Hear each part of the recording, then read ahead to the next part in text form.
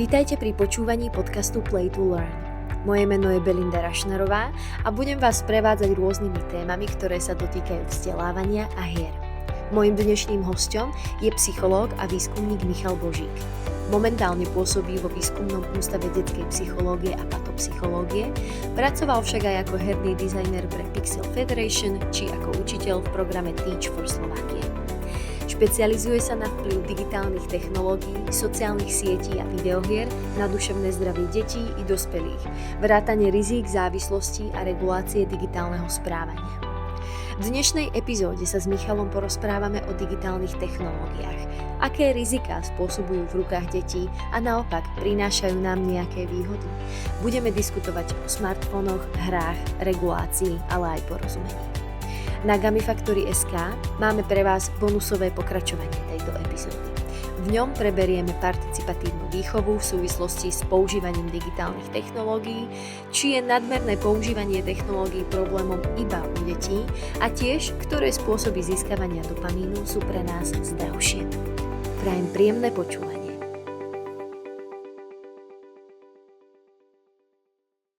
Tá diskusia alebo to dieťa môžeme dať na chvíľku bokom a niekedy stačí sa pozrieť na samého seba, ako ja fungujem s tými digitálnymi technológiami, lebo častokrát akože my môžeme mať úžasnú stratégiu výchovy, vymyslené skvelé pravidlá, dokonale zladené škola, rodičia medzi sebou, vysvetlené tým deťom, ale keď ich proste nežijeme, a proste povieme dieťaťu, že hodinu denne smartfón a potom my sme 3 hodiny vyvalení pri telke, tak to dieťa sa to učí od nás. Ale nie to, čo mu hovoríme, to, čo vidí. Áno, to sa vlastne vraciame tam, kde sme začali, že v podstate už od malička deti vidia u dospelých tú technológiu, čiže áno, že akoby mali by sme ísť tým pádom príkladom. A častokrát proste už zaznievajú aj také hlasy, že my, a teda od učiteľov, od riaditeľov, od vedcov, od kadekoho, že my nemáme učiť tie deti vedia, my máme učiť tých rodičov, ktorí sú, nechcem povedať, že mimo, ale ktorí proste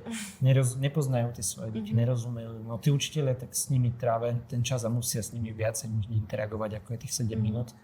To je jedna vec. A druhá vec, ktorá zaznela tiež je, že a keď už tých rodičov vychovávame, tak potom sú tam ešte starí rodičia, ktorí to tým rodičom častokrát zbúrajú, že prídu tam a pravidlá sú úplne iné ako doma. Možno to ešte tak zdôrazním, že častokrát tí rodičia narazia na problém v tom tínedžerskom veku. A spoja si to s tým, že dali dieťaťu smartfón a tak ďalej. Ale ten problém vznikol výrazne skorej. Vznikol proste, že ja si trúfnem povedať, že v predškolskom veku, lebo tam už treba začať pracovať s tým. A keď si to neuvedomím, že už tam proste prvýkrát sa narážajú na tie technológie, už to dieťa vníma tie technológie, ktoré majú tí rodičia v rukách a podobne, tak ono to nejakú chvíľu ide, lebo to dieťa ešte nemá tú svoju technológiu, ale potom narazí na to, že ju v nejakom bode chce, potrebuje, dostane, to je jedno. A tí rodičia častokrát prvé, čo im napadne, tak zvolia cestu reštrikcie.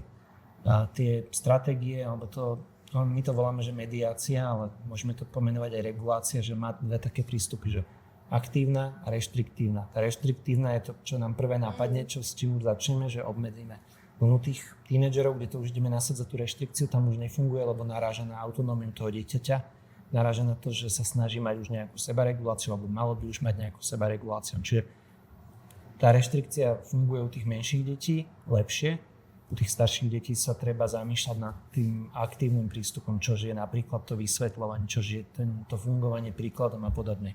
Len tým, že nikto nás to neučil, teraz hovorím o tých rodičoch, lebo celá veda o tom, že dieťa nie je iba malý dospelý, má možno 100 rokov, celá akože výchova ako taká, tak nevieme, že treba už v tom predškolskom veku tejto téme dávať nejaký dôraz. Tak ja to teraz hovorím, že treba od toho predškoláka vychovávať aj s technológiami. A potom to možno nebude ťažké ísť do toho participatívneho prístupu, do tej aktívnej mediácie a podobne. A ja som myslela, že tvoja veta, že nás nikto neučil ako rodičov alebo tú našu generáciu a vyššie povedzme, bude pokračovať tým smerom, že nás nikto neučil seba regulovať. To tiež. čo sa týka tých technológií, čiže akoby to presne sa určite potom odráža pri tých jedincoch, ktorí možno viacej na tom trávia času, deti to vidia a tak ďalej, čiže to je téma tiež. Netreba si sa tváriť, že to je problém detí, to je rovnako náš problém, akože neverím tomu, že existuje v dnešnej dobe dospelý človek vlastniaci smartfón, ktorý sa nezabudol niekde pri ňom. To je jedno, či to bolo na sociálnej sieti, na YouTubeovom videu, alebo pri čítaní nejakého zaujímavého článku, alebo počúvaní hudby, to je jedno. Proste, že tá naša nervová sústava je tak uspôsobená od prírody a proste my máme ten mozog, ktorý mali aj ľudia pred 10 000 rokmi, aj pred 20 000 rokmi, len teda, že tá evolúcia není tak rýchla, aby si dokázala absolvovať tú kultúrnu zmenu alebo ten kultúrny vývin, ktorý tu máme, alebo teda kultúrny rovná sa technologicky v tomto prípade. A toto je výborný bod na premostenie už skoro k záveru dnešného rozhovoru s tebou. Vnímam, že akoby v hociakom názorovom spektre, čo sa týka týchto výchovných stratégií, tak odznieva jedna taká podtéma, aj keď veľmi dôležitá tiež, a to je dopamín samotný. A teda, ak by som to tak mohla povedať, že ten možno ideálny stav k naplnenému životu, aj zdravému a tak ďalej, je, že hlavný zdroj dopamínu máme z offline svetu, z nejakého športu, príjemných zážitkov a tak ďalej.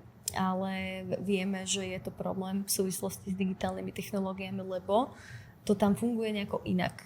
Mohol by si nám to viacej predstaviť, že ako to funguje, to príjmanie dopamínu v online?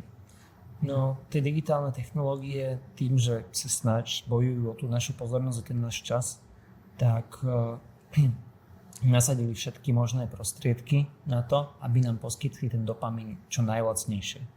To znamená, že keď ja chcem dosiahnuť nejakú tvorbu toho dopamínu, tvorí si ho telo samé, alebo aj iných hormónov, tak proste, ja neviem, pri čítaní knižky musím sa veľmi snažiť, aby sa nejaký ten dopamín dostavil. Pri tom športe to sa nestane, že za 30 sekúnd máš dopamín.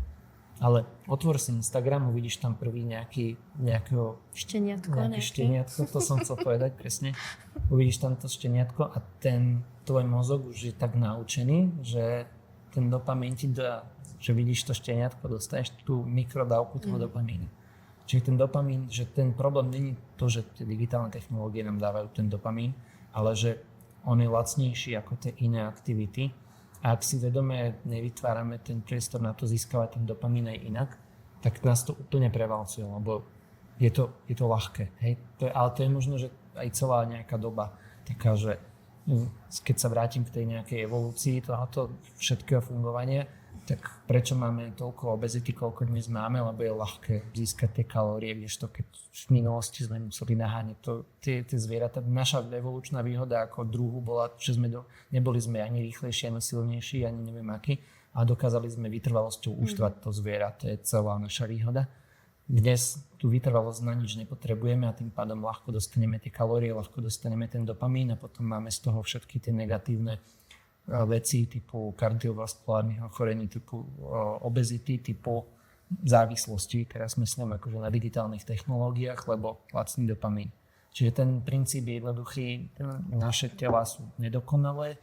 My si častokrát neuvedomujeme tieto zraniteľnosti a ľahko podľahneme potom tým na mieru ušitým lákadlám, ktoré nás v tej dobe nejakým spôsobom valcujú. A to potom a zase, že ono sa to prenáša od tých digitálnych technológií k tým ďalším veciam, že keď už človek si uvedomí tú vec s tými závislostiami, tak sa to ľahko rozšíri aj na tie látkové závislosti, tabak, alkohol a iné nelegálne drogy. Takisto sa to ľahko rozšíri na tú zdravú stravu, takisto sa to ľahko rozšíri na ten zdravý pohyb a už tu máme ako keby, že celý nejaký balík života, ako ho chceme možno prežiť. Ale ľahko sa to povie, ťažko sa to realizuje. Ale že v zásade, tak ako som začínal s tým, že začali sme pri hrách, dostal som sa k digitálnym technológiám, začal som s nejakou výchovou digitálnym technológiám, už sme pri, ani nie že výchove ako také, ale už sme pri životnom štýle ako takom, alebo možno pri nejakej filozofii toho, že akú dobu žijeme a že či to je naozaj to, ako chceme žiť tie svoje životy. tá téma je úplne rozsiahla a vlastne som rada, že aspoň z tejto časti, z ktorej sme sa na ňu pozreli, tak sme to celkom zvládli. Ešte ako úplne poslednú vec chcela spýtať, že ak možno niekoho, kto toto práve pozerá a počúva, zaujíma táto téma viac, chce si o tom ešte niečo naštudovať, možno sú to rodičia, možno učitelia, možno niekto úplne iný, tak či by si vedel nám dať nejaké referencie na nejaké zdroje, neviem, knižky, čokoľvek. Hej, nejdem robiť reklamu sebe, ale ak by niekto chcel, tak mám nejaké články, aj vedecké, aj nejaké populárne, aj nejaké plagáty sme spravili na Woodpape a podobne, že, alebo proste sa mi ozve mailom a ja tie materiály posuniem.